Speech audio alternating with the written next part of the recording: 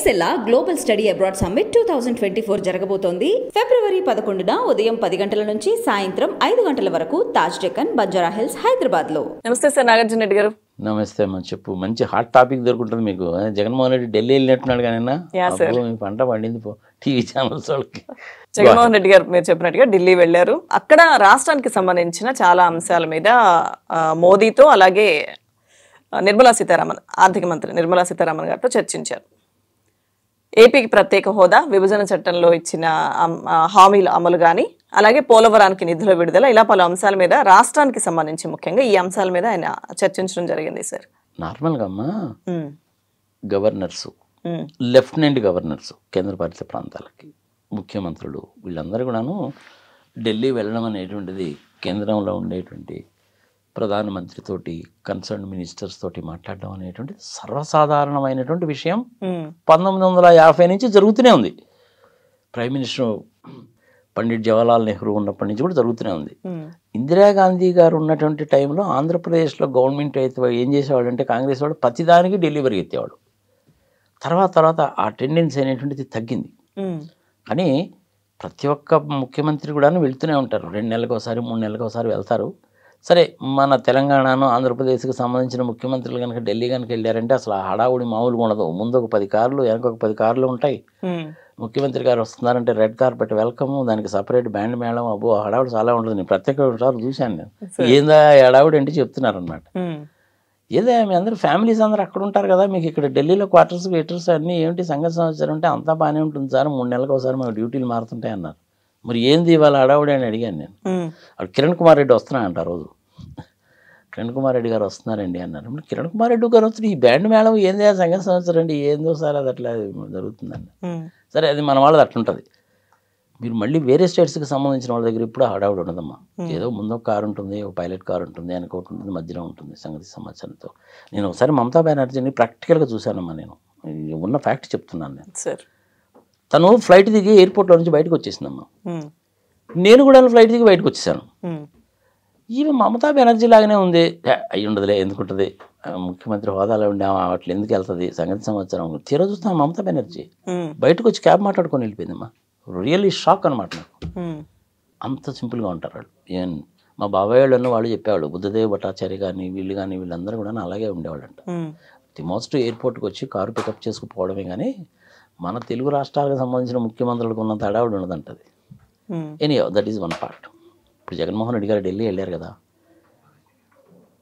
90% రాష్ట్రానికి సంబంధించిన విషయాల గురించి మాట్లాడతారు. 10% అనేటువంటిది రాజకీయం. క్వైట్ న్యాచురల్ కదా. రాజకీయంలో కూడా ఏంటి, మోడీ గారే అడిగి ఉండొచ్చు, అడగకపోవచ్చు. ఏమండి మన ఇద్దరం కలిసి పోటీ చేస్తే ఎలా ఉంటుంది జగన్మోహన్ రెడ్డి గారు, ఒకసారి ఆలోచించండి అని ఈయన ఒక నవ్వు నవ్వి, మొదటి నుంచి కూడాను నేను ఇండిపెండెంట్గానే పోతున్నాను కదా సార్, అన్ని విషయాల్లో కూడాను మీకు సహకరిస్తున్నాను కదా సార్, మీరు కూడా నాకు బాగానే సహకరిస్తున్నారు కదండి. ఇది మన ఈ లిమిట్స్ కానీ వాటికి కానీ వీటికి కానీ, పోలవరానికి సంబంధించింది కానీ, మరి డెఫిసిట్ దానికి సంబంధించింది అన్నిటికీ మన ఈ రిలేషన్ ఇలాగే పోనిద్దాంలేండి మోడీ గారు అని ఒక్క మాటే మాట్లాడతారు. కానీ అంతే, ఇంక రాజకీయం అయిపోయింది అందరితోటి. మోడీ గారు ఏంటంటే ఏదో అడగాలన్న ఉద్దేశంతో అడిగాడు. జగన్మోహన్ రెడ్డి ఏం చెప్తాడన్న ఉద్దేశం తెలుసుకుందామని కూడా కాదు, ఏదో రాజకీయాన్ని గురించి అడగాలి కాబట్టి అడుగుతాడు ఆయన, అంతే. అయిపోయింది ఇంక అందరితోటి. మరి మిగిలిన విషయాలు ఏముంటాయి సార్? ఇప్పుడు వన్స్ ఇన్ ఎవ్రీ 3 months కూడాను ఆంధ్రప్రదేశ్ నుంచి వెళ్ళినటువంటి ఇన్కమ్ ట్యాక్స్, జిఎస్టీకి ఎంత అయితే మన స్టేట్ నుంచి సెంట్రల్ గవర్నమెంట్కి వెళ్తుందో అకౌంట్లోకి, అందులో నుంచి మనకి షేర్ రావాలి. ఆ షేర్ని గురించి అడుగుతారు. ఏమండి 10,000 కోట్ల రూపాయల దాకా బాకీ ఉంది, డిసెంబర్ మంత్కి సంబంధించింది, జనవరి మంత్ కూడా అయిపోయిందండి, మరి రిలీజ్ చేస్తే బాగుంటుందండి అనేసి అంటే, నిర్మలా సీతారామన్ గారు కరెక్టేనండి, అన్ని స్టేట్స్కి ఇవ్వాలి కదా, మీకు కూడా వస్తుందిలేండి అంటారు. అయిపోయింది. మరి మోడీ గారి దగ్గరికి వచ్చేటప్పుడు ఏం మాట్లాడతారు, పోలవరాన్ని గురించి ఏదో అడుగుతాడు ఈయన. మొన్న కూడా కొంత 10,000 రూపాయల సంథింగ్ అనేది రిలీజ్ చేశారు పోలవరానికి. 57,000 కోట్ల రూపాయలు ఖర్చు వరకు కూడా ఒప్పుకున్నారు. ఫేజ్ 1కి ఒప్పుకున్నారు, ఇచ్చారు. అంతకుముందు చేయకూడని దిక్కుమాలిన పనులన్నీ చేశాడు ఎవరు, మన చంద్రబాబు నాయుడు గారు. I'm sorry to say this. అయిపోయింది, దాని గురించి మాట్లాడతారు. దేఖ్లేంగే భయ్ దేఖ్లేంగే. దీస్ సెట్ ఆఫ్ రూల్స్ ఉంటాయి వాళ్ళకి. ఏదైతే ఆ రూల్స్ ఉన్నాయో ఆ రూల్స్ ప్రకారమే పోతూ ఉంటారు. ఒక వారం రోజులు ముందు ఇస్తే ఇస్తారు, అంతకంటే పెద్ద ఏమి ఉండదు. ప్రత్యేక హోదా అని వీళ్ళు అడుగుతూనే ఉంటారు, వాళ్ళు నవ్వుతూనే ఉంటారు. ప్రత్యేక హోదా అనేటువంటిది ప్రధానమైనటువంటి పాయింట్ ఏంటంటేనమ్మా, అందులో పన్ను రాయితీలు, సెంట్రల్ ఎక్సైజ్ కానీ, కస్టమ్స్ కానీ, ఇన్కమ్ ట్యాక్స్ కానీ, జిఎస్టీ కానీ కట్టేటువంటి పని ఉండదు. ఆంధ్రప్రదేశ్లో చిన్న పరిశ్రమ కానీ, మధ్యతరగతి పరిశ్రమ కానీ, పెద్ద పరిశ్రమ పెట్టుకున్నా కానీ ఎన్ని సంవత్సరాలు ఇస్తే అన్ని సంవత్సరాలు కూడాను పన్నులు కట్టేటువంటి పని ఉండదు. దాని మూలంగా నీకు నాకు ఏమైనా బెనిఫిట్ ఉంటుందా అంటే ఉండదమ్మా. Including that GST, customs, central excise అన్నీ కలిపి ఎంత ఉంటుందో అంత వస్తువు మీద నువ్వు నేను ట్యాక్స్ కట్టాల్సిందే. కానీ గవర్నమెంట్ కట్టరు, సెంట్రల్ గవర్నమెంట్ కట్టరు. అది ఇండస్ట్రియలిస్ట్కి మిగిలిపోతుంది కాబట్టి వాడు ఫర్దర్గా ఎక్స్పాన్షన్కి వెళ్తాడు, విదేశాల్లో పెడతాడు, ఇంకొక ఇండస్ట్రీ పెడతాడు, దీని కెపాసిటీ పెంచుతాడు. దానికోసం చెప్పి ఇస్తారు. ప్రధానమైనటువంటి అంశం అదే. ప్రత్యేక హోదా మొత్తం కూడా అక్కర్లేదమ్మా. ఎందుకంటే ప్రత్యేక హోదాకు సంబంధించిన రూల్స్ అండ్ రెగ్యులేషన్స్ ఎప్పుడో 1960s ఫ్రేమ్ చేశారు. అవన్నీ కూడా మన ఆంధ్రప్రదేశ్కి వర్తించవు. నేను కూడా 2018లో ఒకటి వీడియో చేశాను దీని మీద. ఆంధ్రప్రదేశ్కి ప్రత్యేక హోదా ఎందుకు ఇవ్వడం లేదు, ఎందుకు ఇవ్వాలి, ఆ వీడియో అటాచ్మెంట్ పెట్టండి, జనాలు చూసుకుంటారు. అది CIMNR అనే దాని కింద ఉంటుంది, ఆ ఛానల్లో చూసుకుంటే దొరుకుతుంది. ప్రత్యేక హోదా అక్కర్లేదు కానీ పన్ను రాయితీలు ఇస్తే చాలు. 10 సంవత్సరాలు పన్ను రాయితీలు ఇస్తే 11వ సంవత్సరం నుంచి 2 లక్షల కోట్ల రూపాయలకి తగ్గకుండా సెంట్రల్ గవర్నమెంట్కి వెళ్తాయి, అంటే కన్సాలిడేటెడ్ ఫండ్కి వెళ్తాయి. అందులో నుంచి మళ్ళీ తిరిగి మన ఆంధ్రప్రదేశ్కి ఎంత వస్తాయంటే చాలా తక్కువే వచ్చేది. అక్కడికి వెళ్ళిన ఫండ్లో 18% ఉత్తరప్రదేశ్ కన్నా ఇంచుమించుగా 11% ఏమో బీహార్కి, వీటన్నిటికీ పోద్ది. మన ఆంధ్రప్రదేశ్కి వచ్చేది ఒక 4 రూపాయలు 4 బాలో వస్తాయి అంతే, అంతకంటే ఎక్కువ రావు. సెంట్రల్ గవర్నమెంట్కి బెనిఫిటేగా. జగన్మోహన్ రెడ్డి గారు అది చెప్పచ్చు, మీకు ఇంత లాభం ఉంది, నాకు ఇన్ని ఇండస్ట్రీలు వస్తాయి, ఇంతమందికి ఎంప్లాయ్మెంట్ వస్తుంది అని చెప్పచ్చు, ఇంత ఎక్స్పోర్ట్స్ జరుగుతాయి, ఇంత ఫారిన్ కరెన్సీ కూడా వస్తుంది అని చెప్పచ్చు. అలాంటివి అడగచ్చు. మీరు దుగ్గరాజపట్నం పోర్టు కట్టివ్వాలండి, సరే ఇంకేదో తగలబడింది రండి, అయిపోయింది. మేము రామాయణం పోర్టును plus as well as Machilipatnam దగ్గర ఇక్కడ మేము ఒక 3 పోర్ట్స్ డెవలప్ చేసుకుంటున్నాము, అందులో 50% ఇవ్వండి మాకు, ఇట్లాంటివి అడగచ్చు. రిలయన్స్ వాళ్ళు D6 బ్లాక్ దగ్గర నుంచి గ్యాస్ అంతా కూడా మా దగ్గర నుంచి తీసుకెళ్తున్నారండి. ఇంతకుముందు మనకు ఫైనాన్స్ కమిషన్కి సంబంధించినటువంటి ఫైనాన్స్ కమిషన్ 12th ఫైనాన్స్ కమిషన్లో ఒక ప్రిన్సిపల్ పెట్టారండి మోడీ గారు. మరి మీకు తెలుసో తెలియదో మా సెక్రటరీస్ చెప్పారు.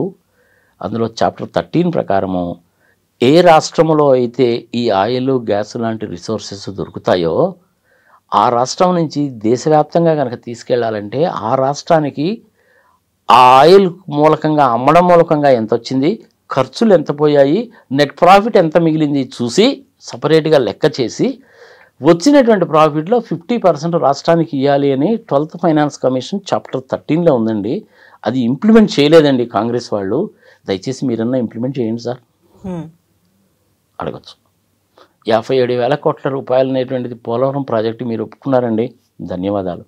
కొంచెం డబ్బులు రిలీజ్ చేయండి సార్, చాలా వరకు అయిపోయింది. ముందు ఆ 2 కొండలు తవ్వాలి, ముందు కాఫర్ డ్యామ్ కట్టాలి. చంద్రబాబు నాయుడు కట్టలేదు, ఇప్పుడు మేము కట్టుకుంటాం. కనీసం వాటర్ స్టోర్గానే చేస్తే ఈసారి వచ్చేటువంటి దానికన్నా ఒక 80 TMCలు అనేటువంటిది కృష్ణా డెల్టాకి ట్రాన్స్ఫర్ చేస్తాం. శ్రీశైలంలో ఉండేటువంటి ఇటు తెలంగాణ వాళ్ళను అటు రాయలసీమ వాళ్ళకు ఉపయోగపడతాయి సార్. ఇది సార్ ప్రాక్టికల్ సిచ్యువేషను, కొంచెం చూడండి సార్ మీరు అడగచ్చు. రండి సార్, మీరు మా రాష్ట్రానికి రండి, ఒకసారి వచ్చి చూడండి. ఎలక్షన్లు జరుగుతున్నప్పుడు ఒక 2-3 సార్లు విజిట్ చేసుకోండి.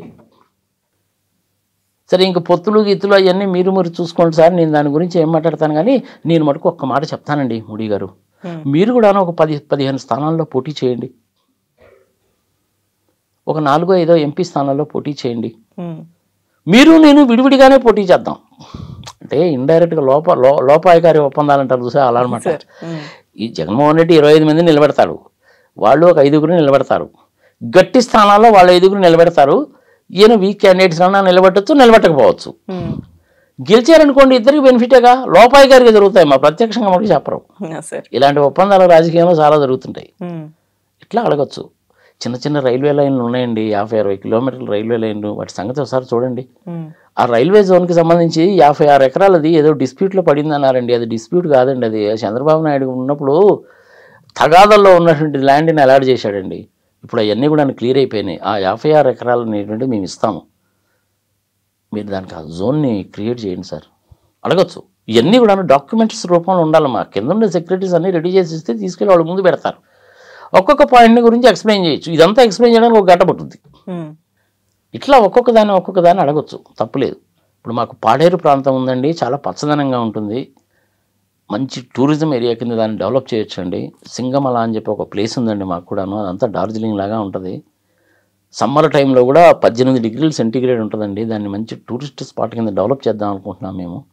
అందుకని మీరు కేంద్ర ప్రభుత్వానికి సంబంధించిన టూరిజం ఉండేటువంటి ఫండ్లో నుంచి మాకు కొంత ఇవ్వండి సార్, అడగచ్చు. వైజాగ్ని నేను రాజధాని కింద చేసుకుందామని చెప్పి అనుకుంటున్నానండి.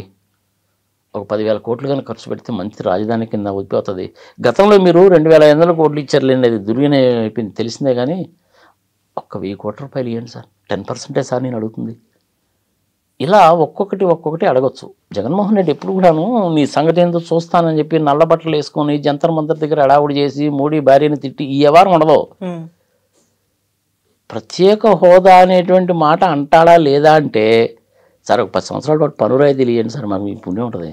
వాజ్పేయి గారు ఉన్నప్పుడు చేశారండి, 3 రాష్ట్రాలు విడిపోయినప్పుడు ఉత్తరాఖండ్కి ఇచ్చారు కదండి, అలాగే ఇవ్వండి. ప్రత్యేక హోదా వద్దులేండి, పనురాయి తెలియండి అని 10 సంవత్సరాలు నేను అడిగితే ఒక 5 సంవత్సరాలు 6 సంవత్సరాలు 7 సంవత్సరాలు ఇస్తారు. దట్ ఈజ్ ఓకే, అట్లా జరుగుతాయి. ఏపీఎస్ఆర్టీసీ నష్టాల్లో ఉందండి, ఒక 500 బస్సులు కొనుక్కొని కొంచెం డబ్బులు ఇవ్వండి ట్రాన్స్పోర్టేషన్ కింద. ఒకసారి నితిన్ గడ్కరీకి చెప్పండి, ఇంకో 1000 కిలోమీటర్లు నేషనల్ హైవేస్ ఏమని. స్టేట్ హైవేస్ అనేటువంటిది 14,000 కిలోమీటర్లు ఉన్నాయి, అందులో ఒక 4-5 వేల కిలోమీటర్లు మీకు హ్యాండ్ ఓవర్ చేసేస్తాం సార్, 2+2 వేసేయండి, చలో దేక్లేంగే అంటారు. ఒక్కసారి నితిన్ గడ్కరీకి ఫోన్ చేసి చెప్పండి సార్ అనేసి అంటే ఇమ్మీడియట్గా ఫోన్ తీసుకొని చెప్పినా కానీ ఆశ్చర్యపోవాల్సిన పని లేదు. Nitin Gadkari is an excellent person, is a very shrewd personality, no doubt about that. అలాంటి ఒక్కొక్కటి అడుగుతారు, అది తెలివైనటువంటి పని. ఎందుకు ఇవ్వవు నువ్వు, ఎవడి కోసం ఇస్తావు, నా దగ్గర నుంచి ఇన్కమ్ ట్యాక్స్ తీసుకుపోతున్నావు, జిఎస్టీ తీసుకుపోతున్నావు, ఎవడి కోసం ఇస్తావు, నీ బాబుగోడు సొమ్ము ఏమైనా పెట్టావా, భారత రాజ్యాంగం ఏం చెప్పింది అని గట్టిగా అడిగావు అనుకో, ఏమీ మాట్లాడు మోడీ, చిన్న చిలకన ఏదని పిచ్చి ఉన్నాడు కానీ ఈ చిప్పు తప్పిదిలే పోవనుకుంటాడు అంతే. ఇంతకాలం జరిగింది అదేనమ్మా. ప్రత్యేక హోదాని ఎవడన్నా వదులుకుంటాడమ్మా, 4,000 మందిని జైల్లో పెడితివి, అప్పుడే అడుగుండాల. కాంప్రమైజ్ అయిపోయాడైనా, ఎందుకంటే పోలవరం డ్యాము నేనే కట్టుకుంటానని నాకు ఇచ్చేయండి అంటే ఇచ్చేశారు, అందులో 10,000 కోట్లు దోచేయొచ్చని నేను ఉద్దేశం. అందుకని చెప్పి వాళ్ళు ఏం చేశారంటే, బాగానే దొరికాలో నువ్వు మాకని చెప్పి ప్రత్యేక హోదాని గురించి అడగబాక, ఏదో ఒక ప్యాకేజ్ ఒక 10,000 కోట్లకు ఒప్పుకో, పోలవరం చేసుకో అన్నారు. చంద్రబాబు నాయుడు ఆహా బ్రహ్మాండంగా ఉందని వచ్చాడు. దాని మూలంగా ఏమైంది, 5,28,00,000 మంది తెలుగు ప్రజల కొంప మునిగింది. ఇది ప్రజలు గమనించాలి. ఒక చీఫ్ మినిస్టర్ ఒకదానికి ఒప్పుకొని కొత్త చీఫ్ మినిస్టర్ వచ్చినప్పుడు నో నేను ఒప్పుకోను అని చెప్పి ఇప్పుడు జగన్మోహన్ రెడ్డి అంటే ఇల్లాజికల్గా ఉంటుంది. ఏందా మీకు తమాషాగా ఉందా, ఆయన వచ్చాము అట్ట అంటాడు, నువ్వు వచ్చావు ఇట్ట అంటావు, ఏంది what the bloody hell is this అంటారు. వాళ్ళ చేతిలో నువ్వు అడ్డంగా దొరికిపోయినట్టు కదమ్మా. అందుకని నువ్వు అట్టంటప్పుడు ఏం చేయాలి, నువ్వే ఒక మెట్టు తగ్గాలి. జరిగింది ఏదో జరిగిపోయింది సార్, ప్లీజ్ దయచేసి ఈ విధంగా చేయండి సార్ అని అడగడం తప్పలేదుగా. అదే జగన్మోహన్ రెడ్డి చేస్తున్నాడు. సో ఇద్దరు వెళ్ళి ఢిల్లీలో కలిసినా కానీ సీఎం జగన్ టూర్ మాత్రం రాష్ట్ర ప్రయోజనాల దృష్ట్యా రావాల్సినవి అంతే, కేంద్రం నుంచి అడగడానికి అదే ఉంటుంది. పాలిటిక్స్ అంటే ఒక్కటే, మీరు ఇందాక చెప్పండి అంతే, అంతకు మించి ఏమీ జరగదు. మోడీకి తెలుసు జగన్మోహన్ రెడ్డి ఒప్పుకోవడానికి సంగతి, ఏదో మాట వరుసకు అడగాలి కదా అని అడుగుతాడు అంతే, అంతకంటే ఏం లేదు. Okay sir, thank you sir. Right అమ్మా, థ్యాంక్ యూ.